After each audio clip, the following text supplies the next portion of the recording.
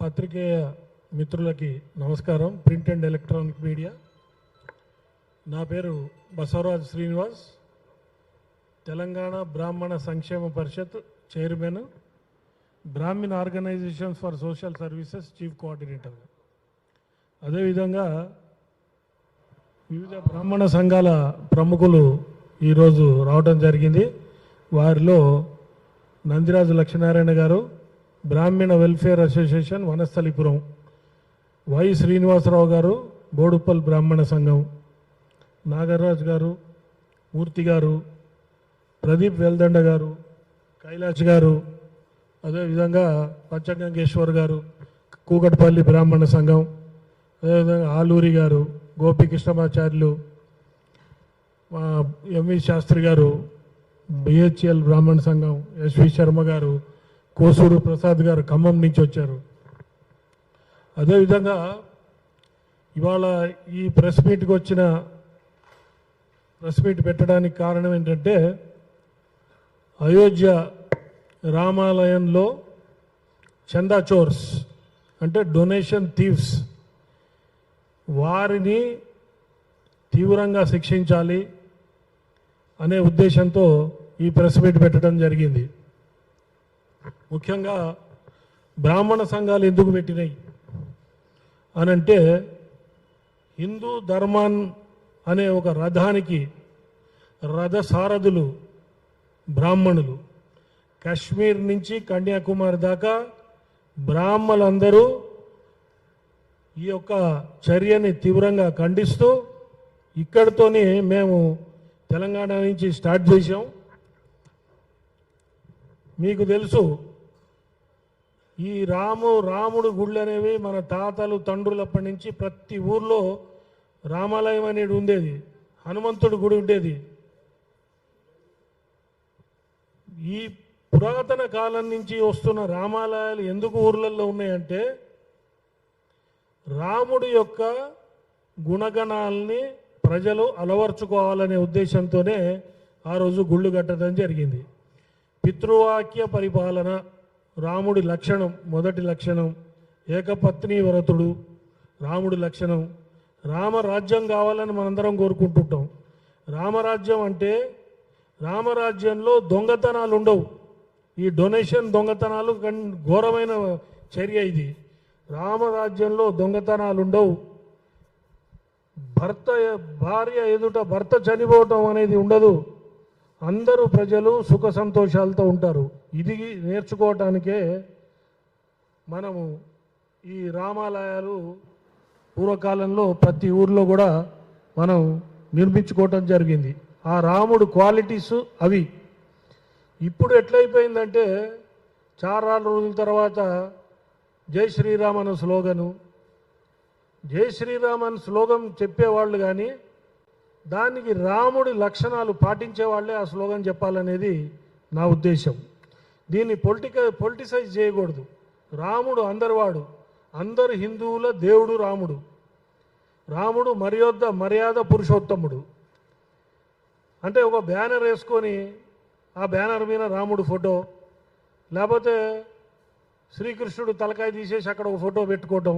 నిన్న మొన్న ఒక ర్యాలీలో చూసా, ఒక పార్టీ రాష్ట్ర అధ్యక్షుడు ముందు హనుమంతుడు వేషధారి జెండా పట్టుకొని డ్యాన్స్ చేస్తున్నాడు. ఇట్లాంటివి చేయకూడదు అనేది మా ఉద్దేశం. ఏ పార్టీ అయినా దేవుళ్ళని రాజకీయాలకి ఆపాదించటం అనేది మహాపాపం. ఇది క్షమించరాని నేరం. ఇప్పుడు ఈ రామాలయ నిర్మాణం, బాబ్రీ మసీద్ ఇష్యూ మీ అందరికీ తెలుసు. ఎంత ఉద్యమాలు జరిగినాయి, ఎంతమంది కరసేవకులు అక్కడికి వెళ్ళారు, ఎన్ని వేల మంది అక్కడ చనిపోయారు. పోలీస్ కాల్పుల్లో అయితేనేమియండి, వేరే విధంగా అయితేనేమిండి, చాలామంది కరసేవకులు చనిపోయారు. మీరు ఒక రకంగా చూస్తే యమునా నది ఎర్రబారిపోయిన స్టేజ్ మనం చూసాం. యమునా నదిలో గుట్టలుగా శవాలు తేలిన పరిస్థితిని మనం చూసాం. ఇంతమంది త్యాగాల మీద ఆ నిర్మాణం జరిగిన రామాలయం అది. ఏ ప్రపంచంలో ఏ యొక్క గుడికి కూడా ఇట్లాంటి చరిత్ర లేదు. అందుకే రామాలయానికి ఒక ప్రత్యేకమైన గుర్తింపు ఉంది. ముఖ్యంగా ఒక రామ భక్తుడిగా, ఒక బ్రాహ్మణుడిగా, తెలంగాణ బ్రాహ్మణ సంక్షేమ పరిషత్ చైర్మన్గా, బాస్ కోఆర్డినేటర్గా నా గుండె తరుక్కోబోయింది ఈ చర్య చూసి. రాముడి పైసలు దొంగతనం చేసి చాలామంది హిందువులు కుతకుతలాడిపోతున్నారు. నేను రాముడి త్రయోదక్షరి మంత్రం అక్షర లక్ష 3 సార్లు అంటే 39 లక్షల జపం చేసిన వాడిని. హనుమంతుడి జపం 12 లక్షలు, ద్వాదశాక్షరి మంత్రం అక్షర లక్ష చేశాను. ఇవన్నీ చేసినప్పుడు నా కడుపులో బాధ. నేను రామజన్మభూమి గురించి 1,1116 నేను డొనేట్ చేయడం జరిగింది. అదేవిధంగా ఈ వేదిక మీద ఉన్న వాళ్ళందరూ కూడా ఏదో రూపంలో 10,000, 11,000, 50,000 డొనేట్ చేయడం జరిగింది. 140 కోట్ల జనాభా ఉన్న ఈ దేశంలో దాదాపుగా 100 కోట్ల మంది ప్రతి ఇంటి నుంచి డొనేషన్ వెళ్ళిన చరిత్ర ఒక రామాలయం, అయోధ్య రామాలయానికే ఉన్నది. ప్రపంచవ్యాప్తంగా ఉన్న హిందువులు కూడా డొనేషన్స్ ఇవ్వడం జరిగింది. వెండి వస్తువులు ఇచ్చారు, వెండి ఇటుకలు ఇచ్చారు, బంగారు ఆభరణాలు ఇచ్చారు, బంగారు ఇటుకలు కూడా ఇచ్చారు. ఇట్లాంటి చరిత్ర ఉన్న రామాలయాన్ని ఈరోజు ఒక కళంకం వచ్చింది. దీన్ని రూపుమాపటానికి హిందూ ధర్మ పరిరక్షకులుగా బ్రాహ్మణులు ముందుకు రావడం జరిగింది. అదేవిధంగా నేను మొదటి నుంచి చెప్తున్నా, రాజకీయాలకి రాముడికి సంబంధం లేదు అని. గుడి మనందరం కూడా ఊర్లలో గుళ్ళు చూసాం. మనం గుడి కట్టుకుంటాం, మీ అందరికీ తెలుసు. గుడి కట్టుకున్నప్పుడు మీద కలశాభిషేకం జరుగుతుంది. ఆ కలశాలు అభిషేకం అయిన తర్వాత మనం యంత్ర ప్రతిష్ఠ, విగ్రహ ప్రతిష్ఠ జరుగుతుంది. కానీ అయోధ్యలో మాత్రం గుడి కంప్లీట్ కాకుండానే విగ్రహ ప్రతిష్ఠ జరిగింది. చాలామంది పీఠాధిపతులు, ఈ చతుర్న్మయ పీఠాధిపతులు, వివిధ పీఠాధిపతులు, స్వామీజీలు దీనికి వ్యతిరేకంగా చెప్పినా ఆ రోజు ఉన్న ప్రభుత్వం ఎలక్షన్స్ ముందు ఒక స్టంట్ లాగా ఈ రామాలయ విగ్రహ ప్రతిష్ఠ చేసి ప్రారంభం చేయటం జరిగింది.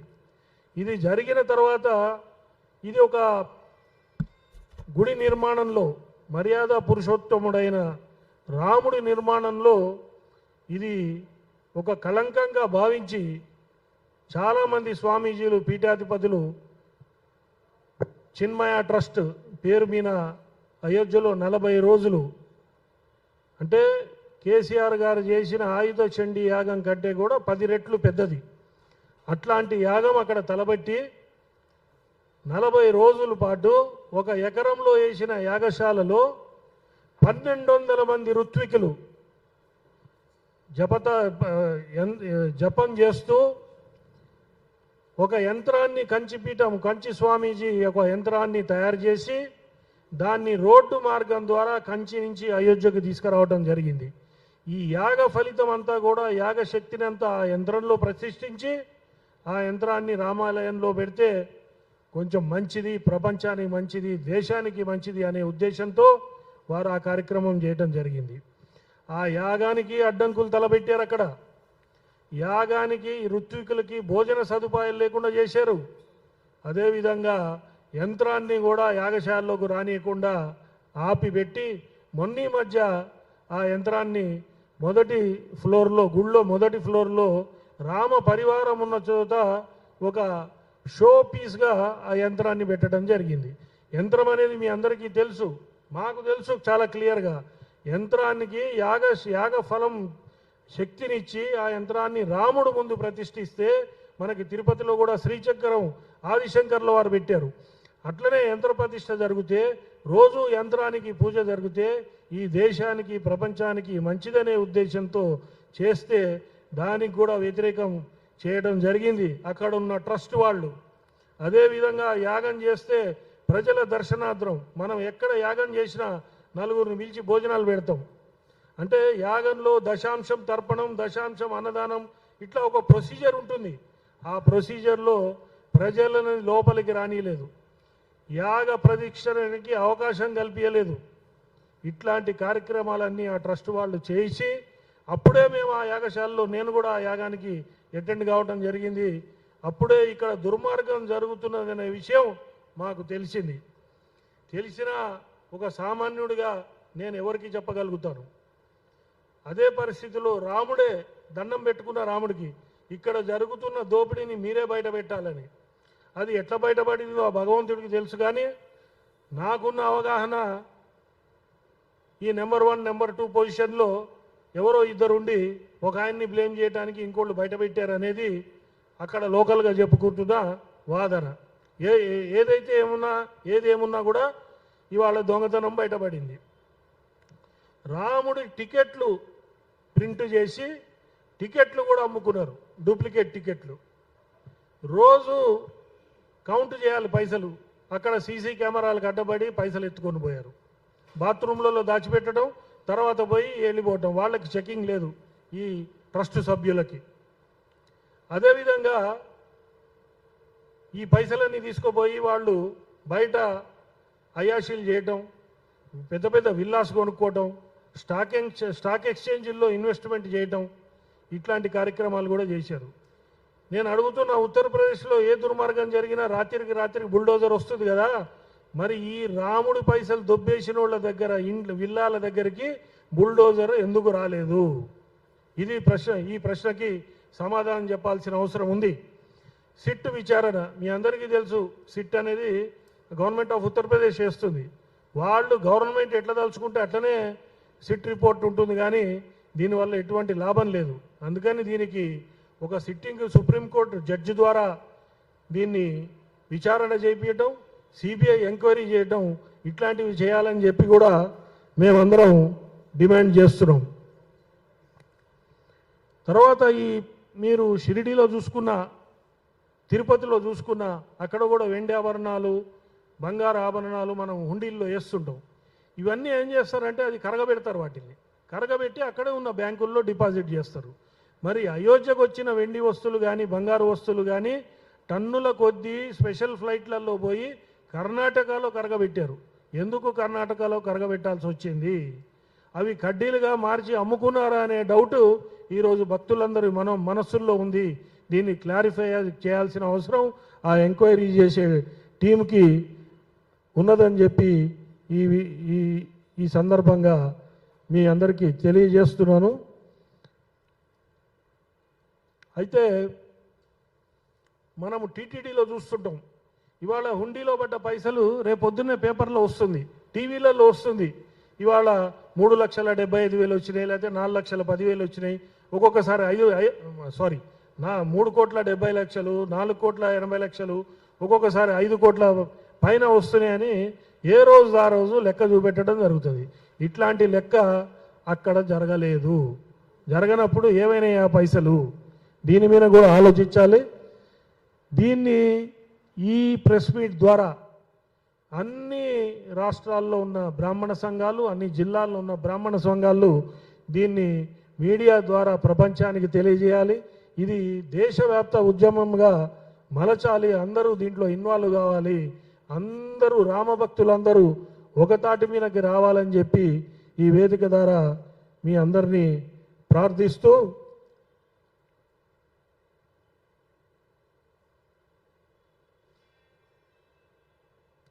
తర్వాత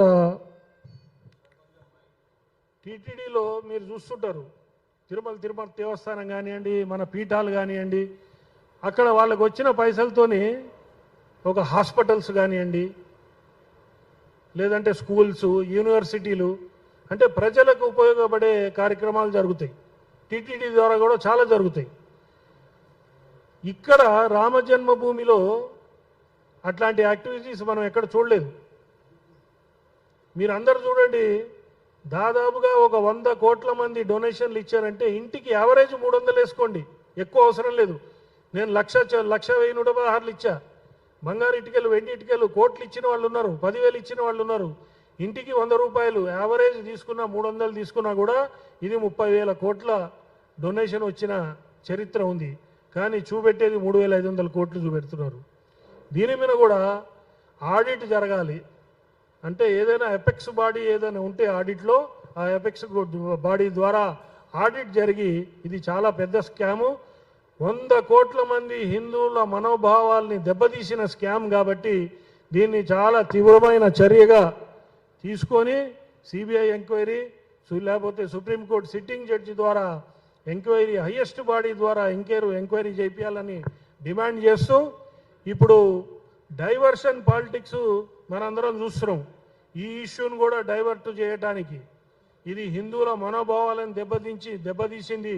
దేశవ్యాప్తంగా హిందువులు బాధపడుతున్నారు, కుత ఉడికిపోతున్నారు. దీన్ని డైవర్ట్ చేయడానికి ఒక పెద్ద ప్లాన్ జరుగుతున్నది అనేది కూడా ఒక సూచన మాకు వచ్చింది. అట్లాంటి డైవర్షన్ పాలిటిక్స్కి ఈ దేశ ప్రజలు లొంగకుండా దీని మీద పక్షపాతం లేకుండా దీని మీద ఎంక్వైరీ చేసి మనము ఈ దొంగల్ని తీవ్రంగా కఠినమైన శిక్ష విధించాల్సిందిగా బ్రాహ్మణ పరిషత్ ద్వారా అదేవిధంగా బ్రాహ్మణ సమాజం బ్రాహ్మణ ఆర్గనైజేషన్స్ ద్వారా నేను డిమాండ్ చేస్తూ మీ అందరి దగ్గర సెలవు తీసుకుంటున్నా. అందరికీ నమస్కారం. ప్రధాన కార్యదర్శి నందిరాజు లక్ష్మణ గారు వారు మాట్లాడతారు. వారితో